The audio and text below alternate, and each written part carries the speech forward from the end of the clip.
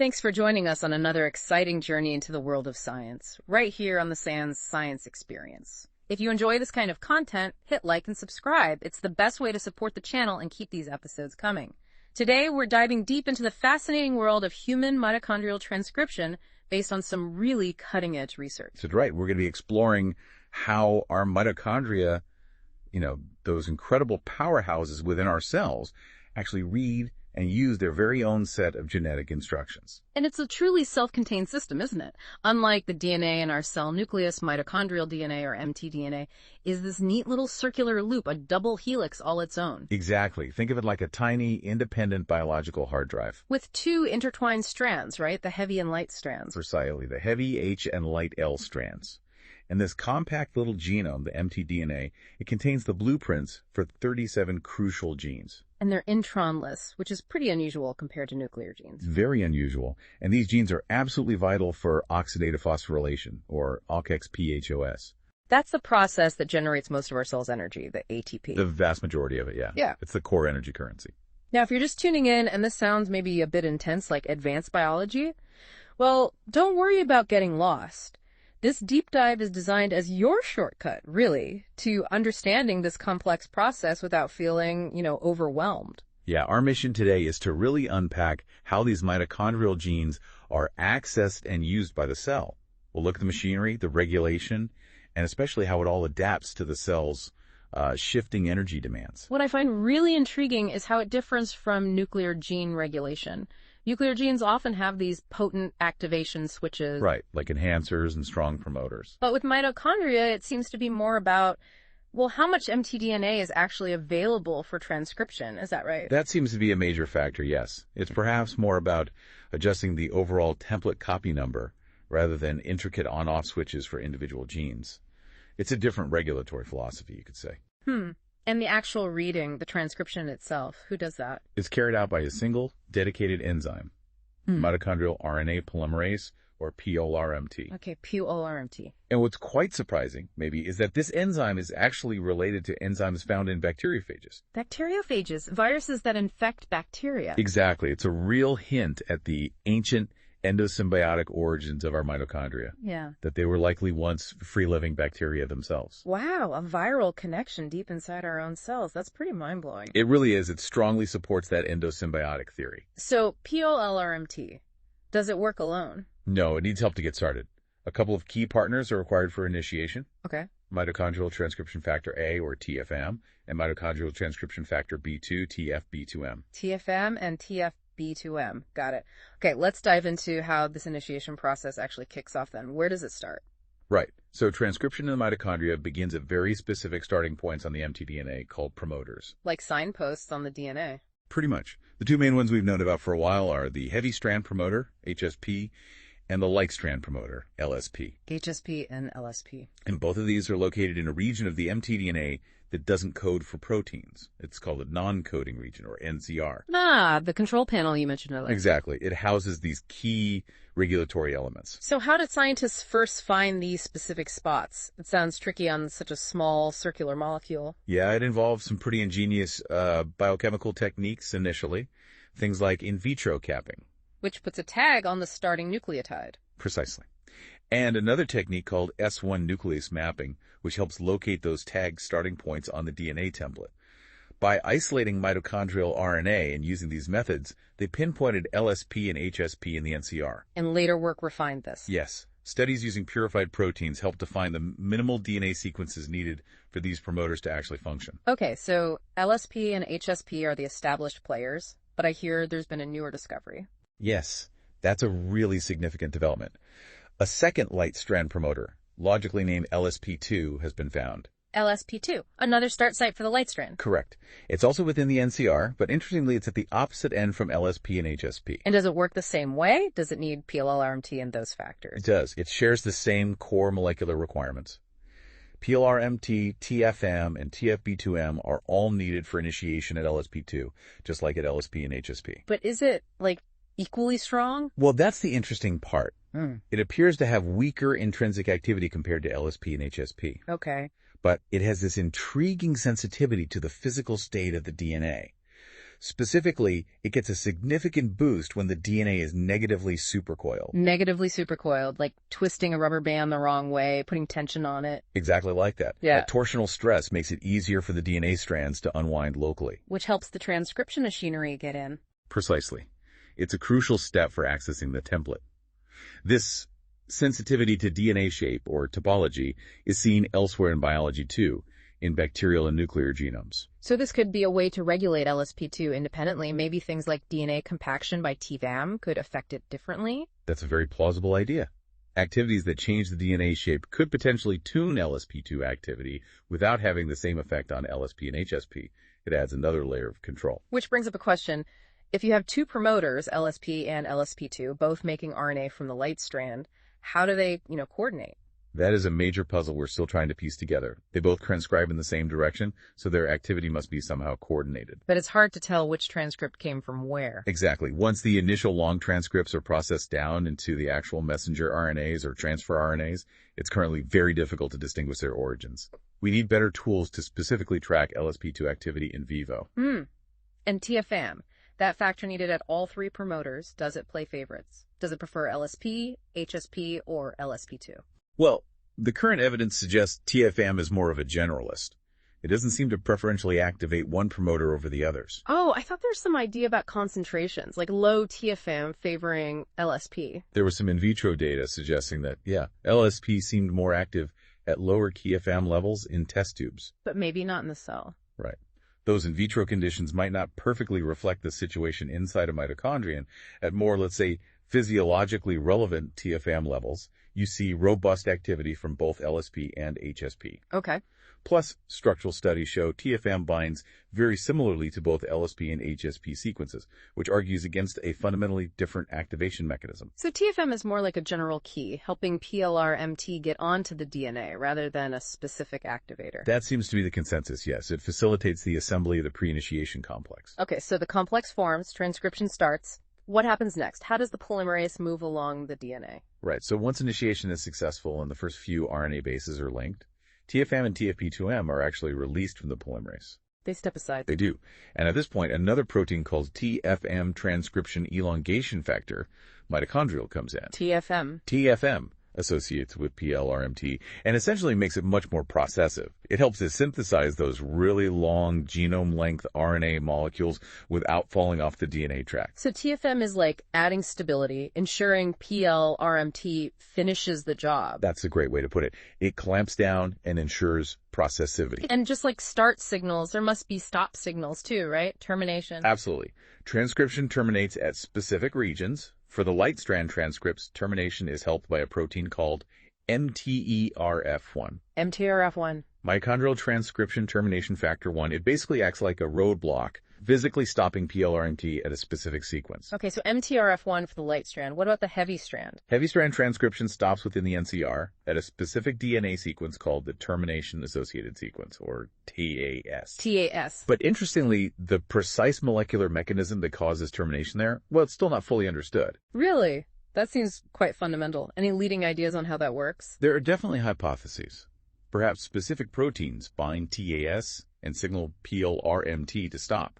Or maybe the RNA being made forms a particular structure as it comes off the TAS sequence, causing the polymerase to pause and detach. It's an active research area. Fascinating. The NCR really is a busy hub promoters termination signals.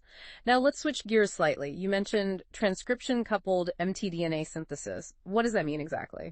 This is where things get really interconnected and elegant.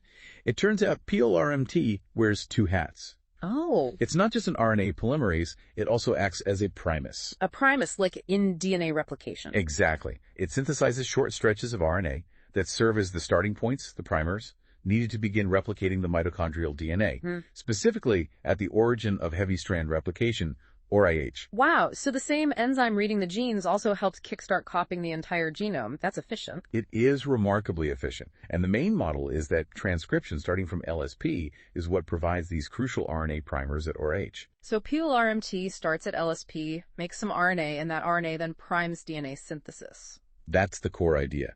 The newly made RNA is used as a starting block by DNA polymerase gamma, POLO, which is the main mtDNA replicator. We also read about R loop formation, Near OriH. What's an R loop? Right, so near ROH, there's a specific region called Conserved Sequence Block 2, or CSB2. CSB2. Transcription coming from LSP often stops prematurely around this area. When that happens, the newly made RNA strand doesn't float away.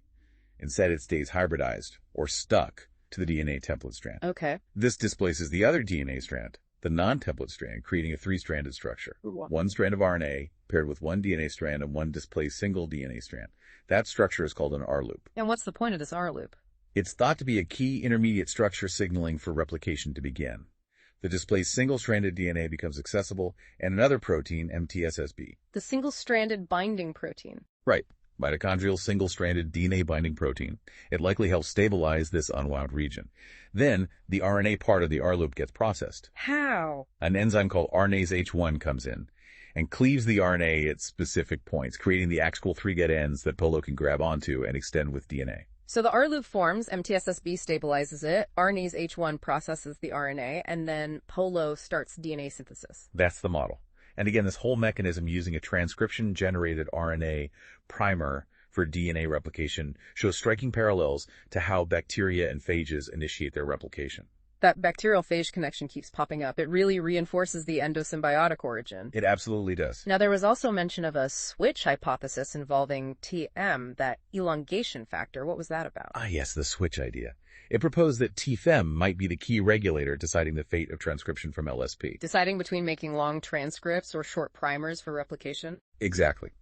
The hypothesis was that TM, by promoting elongation, would prevent that premature termination at CSB2, thus favoring full-length transcription over primer formation. Made sense. But studies in mice where the TEFM gene was knocked out didn't quite support this direct role. What did they find? They saw an accumulation of short RNA transcripts that actually terminated before the expected switch point, and surprisingly, mtDNA replication was reduced, not increased, as the switch hypothesis would have predicted if THAM was simply blocking primer formation. Huh. So TEFM's main job seems to be just ensuring process of elongation, not directly controlling the replication switch. It seems more complex than a simple switch mediated solely by TM, yes. Its primary role appears to be in ensuring genome-length transcription happens efficiently. And how does the discovery of LSP2, that second light strand promoter, change the picture of L strand expression being tied only to replication priming at OriH? It changes it significantly. Yeah. LSP2 is located downstream of OriH, but upstream of all the protein-coding genes on the L strand. This means it provides a way to transcribe those L strand genes independently of whether LSP is busy making replication primers at OriH. Ah, so L-strand expression isn't just a byproduct of starting replication anymore. Exactly. Previously, it was thought that maybe you only got L-strand transcripts when replication was initiated from LSP. Now, LSP2 shows there's a dedicated promoter specifically for transcribing those L-strand genes directly. So LSP might do both transcription and priming, but LSP2 provides independent control just for L-strand gene expression. Precisely. It adds this crucial layer of independent regulation. It's like having a dedicated circuit for L-strand genes. That makes a lot more sense. Okay, let's move to something called abortive replication and 7S DNA. Sounds like something doesn't quite finish. It's a good way to think about it. The vast majority of replication events that do start at OriH actually stop prematurely. They don't copy the whole genome. No, most of them stop after synthesizing only about 650 nucleotides or so, still within the non-coding region. And that short piece of DNA is? That short, newly synthesized heavy strand piece is called 7S DNA, and it stays associated with the parental mtDNA molecule. How? It displaces the original heavy strand in that region, forming a stable triple-stranded structure called the displacement loop, or D-loop. The D-loop, I've heard of that. So the D-loop is the structure formed by this 7S DNA within the NCR. Exactly. The NCR is the DNA sequence region. The D-loop is the physical three-stranded structure formed within it by the 7S DNA, and the termination point for making the 7S DNA. It's at that TAS region again. The same place where heavy strand transcription terminates. The very same. Which strongly suggests some kind of coordination or shared mechanism between stopping transcription and stopping this short replication product. But why? What's the point of making this short 7S DNA if it doesn't replicate the whole genome? Why start and then stop almost immediately? That is one of the long-standing mysteries in mitochondrial biology. Yeah. The precise function of the D-loop in 7S DNA isn't fully clear. Any ideas? Well, it's thought to be involved in regulating mtDNA copy number somehow. Maybe acting as a buffer or playing a role in initiating full replication under certain conditions. It might also help maintain the structure or integrity of the NCR, but the exact why is still debated. Okay, another intriguing term. Autoinhibition of POLRMT by 7S RNA. Now, is this 7S RNA related to the 7S DNA? Good question. It's a critical distinction. They share the name, but they are completely different molecules. Okay. 7S RNA is a short, non-coding RNA transcript. It's also made by transcription starting at LSP. Also from LSP, like the replication primers? Yes, but it's distinct. Its sequence runs from the LSP start site through those conserved sequence blocks, CSB1, 2, and 3, but it's 3' and it is just downstream of CSB1. And crucially, unlike the R-loop RNA. It doesn't stay stuck to the DNA. Correct. It exists as a free, single-stranded RNA molecule, and it's highly abundant in mitochondria. Okay, a short, abundant RNA made from LSP, and it inhibits POLRMT. Yes, this is a relatively recent and exciting discovery. 7S RNA acts as a potent and specific inhibitor of POLRMT activity, particularly initiation. How does it do that? It physically interacts with the POLRMT enzyme and causes it to form inactive homodimers. So two POLRMT molecules stick together, mediated by 7S RNA. Exactly. And in this dimer form, POLRMT can't properly bind to the promoter DNA or interact with the essential initiation factors, TFAM and TFP2M. So the 7S RNA essentially jams the POLRMT machinery before it can even start. That's a good way to describe it. It prevents the assembly of a functional initiation complex. Does it affect transcription that's already ongoing? Elongation? Apparently not. The inhibition seems specific to the initiation step. Once POLRMT is elongating, 7S RNA doesn't seem to bother it. Interesting. Is this inhibition permanent? No, there seems to be a turnover mechanism. Both the free 7S RNA molecules and the POLRMT that's bound to 7S RNA can be degraded. By what? By a mitochondrial enzyme complex called mtEXO. It has helicase and exonuclease activity. So there's a cycle. 7S RNA is made, it inhibits POLRMT initiation, and then both can be cleared away by mtCUS. Precisely. It suggests a dynamic feedback loop. Produce 7S RNA to dampen transcription, then degrade it to allow transcription again. And did they show this happens in cells? Yes. Experiments where they artificially increased 7S RNA levels inside cells led to a clear decrease in de novo mitochondrial transcription. Wow. So it really acts as a negative feedback regulator, kind of globally turning down the thermostat on mitochondrial transcription. That appears to be its role, a crucial mechanism for controlling overall output, though the exact details of how 7S RNA synthesis itself is started and stopped are still being figured out. This picture just keeps getting more complex and elegant. Okay, let's circle back to TFAM. We know it's needed for initiation, but it has another major job, right? Packaging the DNA. Yes, absolutely. TFM's other critical function is packaging the mtDNA into these organized structures called nucleoids. Like histones in the nucleus. Analogous? Yes. But TFAM works differently. These mitochondrial nucleoids are similar in concept to bacterial nucleoids. Each one usually contains one or maybe a few mtDNA molecules densely coated with TFAM protein. So TFM is both the initiator factor and the packaging protein. How does it package the DNA? It has these structural domains, 2 H and G boxes and a C-terminal tail, that let it bind DNA. It compacts the mtDNA in two main ways. Okay. First, it induces sharp bends in the DNA locally. Okay. Second, it seems to form longer-range bridges, linking different segments of the DNA together, creating loops. Bending and bridging. Right. There's still a bit of debate on whether it acts as a monomer or a dimer when it forms those bridges, but the end result is significant compaction. And presumably this compaction affects things like transcription and replication. Definitely. The degree of compaction directly influences how accessible the mtDNA is to POLRMT, POLO, and other factors. Tighter packaging means less access. Exactly. If the DNA is tightly wrapped up by TFAM in a dense nucleoid, it's much harder for the machinery to get in and work. And do we see differences in nucleoids? Yes, advanced microscopy shows that probably only a minority of nucleoids in a cell are actively undergoing transcription or replication at any given time. And importantly, these active nucleoids tend to have a lower density of TFAM. So less TFAM means more accessible DNA, allowing activity. That's the strong implication. The dynamic state of TFAM binding and nucleoid compaction seems to be a key way to regulate overall mtDNA activity. So TFAM can act as a general repressor just by physically blocking access? Are there ways to loosen that grip, to remodel the nucleoid? That's an area of active research. There's evidence that TFAM can be chemically modified, like through phosphorylation. Adding a phosphate group? Yes. And that modification might cause TFAM to dissociate from the mtDNA, perhaps targeting it for degradation. This could allow the nucleoid to relax and the DNA to become more accessible, but the specific enzymes and signals involved are still being worked out. And what have animal models, like mice, taught us about TFAM's overall role? Mouse models have been crucial. They've shown a very tight link between the amount of TFAM protein and the number of mtDNA copies in a cell. More TFM, more mtDNA. Up to a point, yes. If you deplete TFAM, you get a drastic loss of mtDNA, which can be lethal. If you modestly increase TFAM, you can actually boost mtDNA copy number. But you have to be careful. Very careful. If you increase TFAM levels too much or too quickly, you can get overcompaction. This actually inhibits mtDNA replication and transcription, leading to mitochondrial dysfunction. So it really reinforces that idea of TFAM as essential, but also a general repressor if levels get too high. It's a balance. A very delicate balance, yes. Enough for maintenance and initiation, but not so much that it shuts everything down. And you mentioned earlier a potential therapeutic angle related to this, boosting mtDNA copy number. Yes, exactly. For diseases caused by heteroplasmic mtDNA mutations, where you have a mix of mutant and normal mtDNA. Right. Symptoms appear when the mutant percentage gets too high? Correct. The idea is that if you could carefully increase TFAM levels, you might increase the total amount of mtDNA.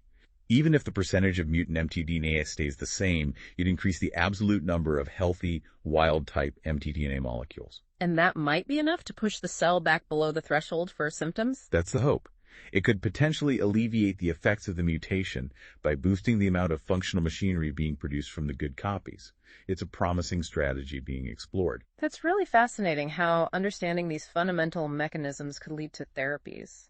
Okay, as we wrap up this deep dive, it's clear mitochondrial transcription is incredibly intricate. What are the key takeaways for our listeners? I think the main points are the complexity of regulation.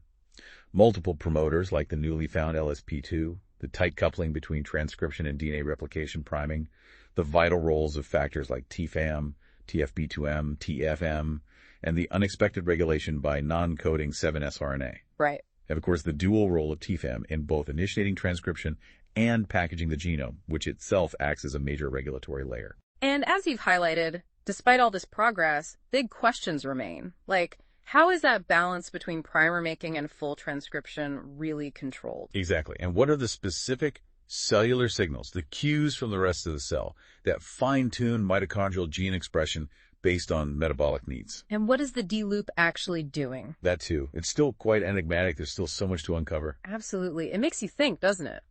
How these fundamental processes inside our tiny cellular powerhouses with their own unique DNA are constantly being adjusted, and how easily disruptions can lead to disease. It really highlights the incredible complexity of life and, the ongoing quest to understand it all at this fundamental level. Thanks for listening. And as always, don't forget to like the video and subscribe if you haven't already.